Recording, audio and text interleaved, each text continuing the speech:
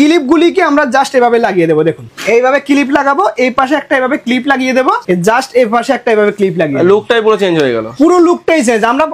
আমরা সেটিংটা করে আপনাদেরকে দেখাচ্ছি। সেটিং করার পরে ওনাকে আরো কতটা সুন্দর লাগে আপনারা নিজেরাই দেখুন। এনার হেয়ার যখন থাকে না তখন আলাদা রকম, লাগানোর পরে আলাদা রকম। একদম আপনারা বুঝতেই পাচ্ছেন যে এনার যে হেয়ারটা লাগিয়েছি আমরা, কোনো দিক দিয়ে বোঝা যাচ্ছে? একেবারেই একদমই বোঝা যাবে না। দেখুন দেখুন হেয়ারের মেইন ইম্পর্টেন্টটা কি, কাজ কি জানেন? হেয়ারের ইম্পর্টেন্ট হলো সবচেয়ে কাটিং কে কত ভালো করতে পারে। একদম বুঝতে পেরেছেন? হেয়ার প্যাচ বহু লোকে বিক্রি করে কিন্তু কাটিং ঠিকঠাক করতে পারে না। দেখুন আমরা যেটা বলছি কে কত সুন্দর কাটিং করতে পারে। এই যে এনার যে কাটিংটা আমরা করেছি একদম পুরো ন্যাচারাল লুক দিয়েছি।